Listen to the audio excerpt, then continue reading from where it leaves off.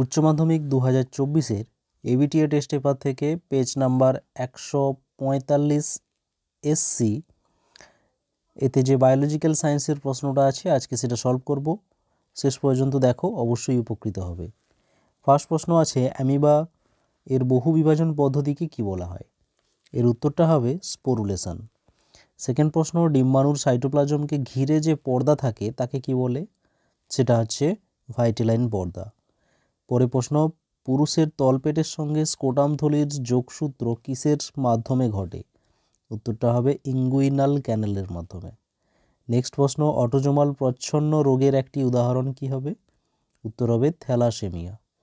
Next, Turner সিনড্রোমের জন্য যৌন ক্রোমোজোমের উদাহরণ কি হবে? টার্নার সিনড্রোমে যে ক্যারিওটাইপ সেটা হচ্ছে X0। নেক্সট প্রশ্ন, কোন পদ্ধতির সঙ্গে রো ফ্যাক্টরটি সম্পর্কিত? উত্তরটা হবে ট্রান্সক্রিপশন। রো ডিপেন্ডেন্ট ট্রান্সক্রিপশনের টার্মিনেশন দশা, ওকে, আর রো ইন্ডিপেন্ডেন্ট হয় দুটো। নিচের কোনটি অভিব্যক্তির সপক্ষে সব থেকে উপযুক্ত প্রমাণ? উত্তরটা হবে ভ্রূণ। নেক্সট, যে অ্যান্টিবডিটি প্রাথমিকভাবে অ্যালার্জি প্রতিক্রিয়ায় অংশ নেয় তা হলো কি? IgE, এটা ক্যাপিটাল ই হবে। নেক্সট, এন্ডোমাইকোরাইজার উদাহরণ কি হবে? উত্তর হবে গ্লোমাস। নেক্সট প্রশ্ন, কোনটি ক্লোনিং ভেক্টর হিসাবে ব্যবহার করা হয়?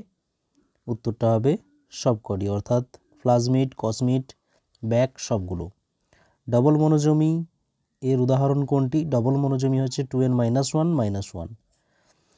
তারপরে হচ্ছে মরুবায়োমের প্রধান প্রাণী কি? মরুবায়োমে উট থাকে। নেক্সট, বাস্তুতান্ত্রিক পর্যায়ক্রমে চরম স্থায়ী কমিউনিটিতে কি বলা হয়? উত্তর হবে ক্লাইম্যাক্স কমিউনিটি। তারপরে প্রশ্ন, মন্ট্রিল প্রোটোকলের উদ্দেশ্য কি? এর উত্তরটা হবে ওজোন স্তর ক্ষয়ের হাত থেকে রক্ষা করা। তারপরে এসএকিউ প্রশ্ন, পেরিস্পার্ম কি? দেখো, পেরিস্পার্ম হচ্ছে ডিম্বক মধ্যস্থ ভ্রূণ পোষক কলা। সাধারণত ভ্রূণের পরিস্ফুরণের সময় সম্পূর্ণরূপে ব্যবহৃত হয়ে যায়, তবে কোনো কোনো বীজের ক্ষেত্রে এই ভ্রূণ পোষক কলার কিছু অংশ অবশিষ্ট রূপে শস্যের বাইরে একটি পাতলা আবরণ তৈরি করে, তাকেই বলা হয় পেরিস্পার্ম। নেক্সট প্রশ্ন আছে, একটি ক্ষারীয় অ্যামাইনো অ্যাসিডের নাম লেখো। উত্তর হবে লাইসিন। তারপরে আছে জিনোম কি? জিনোম তোমরা জানো, প্রোক্যারিওটিক জীব বা ভাইরাসের সমগ্র জেনেটিক সেটে এবং ইউক্যারিওটিক জীবের হ্যাপ্লয়েড ক্রোমোজোম সেটে উপস্থিত সমস্ত জিনকে একত্রে জিনোম বলে। নেক্সট প্রশ্ন, হাপা কাকে বলে? দেখো, হাপার সংজ্ঞাটা হবে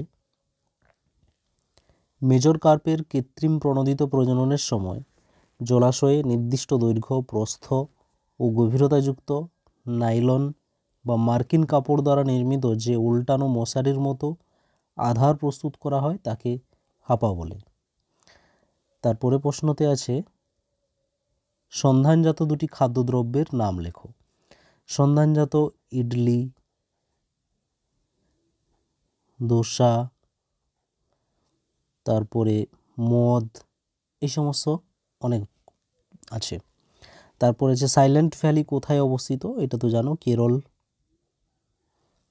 এরপরে 2 মার্কের প্রশ্নগুলো, ক্লিস্টোগ্যামি কি? এর উদাহরণ দাও। আর নিষেকের কর্টিক্যাল বিক্রিয়া বলতে কি বোঝো? উত্তরগুলো দেখো। প্রথমে আছে ক্লিস্টোগ্যামি, এটাকে অনুন্মিলনও বলা হয়। সংজ্ঞাটা হবে উভলিঙ্গ ফুল বদ্ধ প্রকৃতির হওয়ায় একই ফুলের পরাগধানী থেকে পরাগরেণু গর্ভপত্রের গর্ভমুণ্ডে পতিত হয় এবং পরাগযোগ ঘটে, একেই বলা হয় অনুন্মিলন বা ক্লিস্টোগ্যামি। উদাহরণ হিসাবে কানসিরা হবে, চীনাবাদাম হবে, আমরুল, দোপাটি ইত্যাদি। তারপরে কর্টিক্যাল বিক্রিয়া, শুক্রাণু গৌণপরডিম্বাণুর কোষপর্দা স্পর্শ করা মাত্র কোষপর্দার নিচে সঞ্চিত কর্টিক্যাল দানা ও উৎসেচক ক্যালসিয়াম আয়নের উপস্থিতিতে গৌণপরডিম্বাণুর প্লাজমা পর্দা ও জোনা পেলিসুডার মধ্যবর্তী স্থানে নির্গত হয় এবং ভাইটেলাইন পর্দার ডিপোলারাইজেশন ঘটে এবং নিষেক পর্দা গঠিত হয়। এই ঘটনাকে বলা হয় কর্টিক্যাল বিক্রিয়া। তারপরে প্রশ্ন, সম্পূর্ণ ও অসম্পূর্ণ প্রকটতার পার্থক্য লেখো।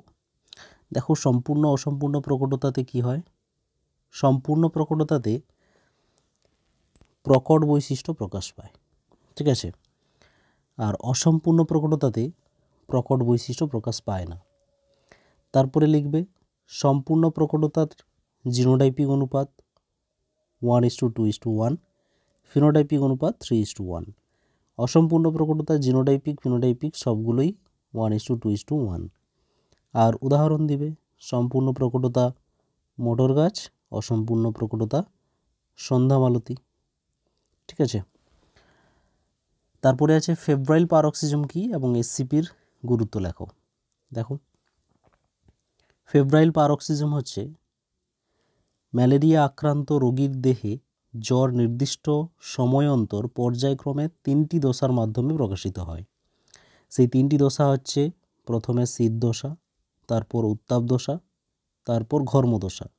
আর এই 3টি দশাকে একত্রে বলা হয় ফেব্রাইল পারক্সিজম। এসসিপির গুরুত্ব কি? এসসিপির গুরুত্ব হচ্ছে খাদ্যের পুষ্টিমূল্য বৃদ্ধি করা। দেখো এসসিপিতে প্রোটিন পর্যাপ্ত পরিমাণে থাকে, প্রায় 30 থেকে 65%। এর ফলে প্রোটিনের অনুপূরক খাদ্য হিসাবে এসসিপি ব্যবহার করা যায়। এছাড়া এসসিপিতে স্নেহ পদার্থের পরিমাণ কম থাকে, প্রচুর ভিটামিন থাকে, যার ফলে খাদ্যের সঙ্গে এসসিপি গ্রহণ করলে খাদ্যের পুষ্টিমূল্য বৃদ্ধি পায়। নিরামিষাশীরাও এসসিপিকে খাদ্য হিসাবে গ্রহণ করে দৈহিক প্রাণীজ প্রোটিনের ঘাটতি পূরণ করতে পারে। তারপর অধিক উৎপাদন হয় এসসিপি, যেহেতু এগুলো অণুজীব এবং তাদের বংশবিস্তারের হার অত্যন্ত দ্রুত, তাই কি হয় অল্প সময়ে অধিক পরিমাণে এসসিপি উৎপন্ন করা যায়। তারপরে প্রশ্ন, আধুনিক জীবনে জৈব নিরাপত্তার গুরুত্ব, হার্ডি উইনবার্গের সূত্র, জেনেটিক ড্রিফট কি, রয়্যাল জেলি এবং প্রোপোলিস কি। দেখো সবগুলো উত্তর। আধুনিক জীবনে জৈব নিরাপত্তার গুরুত্ব, ফার্স্টে ট্রান্সজেনিক জীব বা জেনেটিক্যালি মডিফাইড অর্গানিজম এর যথেচ্ছ ব্যবহার নিয়ন্ত্রণ করা। তারপরে জৈব প্রযুক্তির জীবীয় উৎপন্ন জেনেটিক্যালি মডিফাইড অর্গানিজমের কোনো ক্ষতিকারক প্রভাব থেকে মানুষ ও অন্যান্য প্রাণী ও পরিবেশকে রক্ষা করা। আর একটা পয়েন্ট হবে কোনো দেশ বা সংস্থা দ্বারা জৈব অস্ত্র এর নির্মাণ ও ব্যবহার প্রতিহত করা। হার্ডি উইনবার্গের সূত্র বা মূলনীতি কি না, বিজ্ঞানী G.H. হার্ডি এবং উইলহেম উইনবার্গ এর মতে একটি বৃহৎ যথেচ্ছভাবে প্রজননক্ষম মেন্ডেলীয় পপুলেশনে কোনো মিউটেশন, জিন প্রবাহ, জেনেটিক ড্রিফট, পরিযান, প্রাকৃতিক নির্বাচন না ঘটলে ওই পপুলেশনে বংশ পরম্পরায় প্রতিটি জনুতে জিন ফ্রিকোয়েন্সি ও জিনোটাইপ ফ্রিকোয়েন্সি অপরিবর্তিত থাকবে। তারপরে প্রশ্ন ছিল জেনেটিক ড্রিফট কি, নমুনাগত ভুলের জন্য কোনো ছোট পপুলেশনে অ্যালিল ফ্রিকোয়েন্সির বৃহৎ ও আকস্মিক পরিবর্তনকে বলা হয় জেনেটিক ড্রিফট।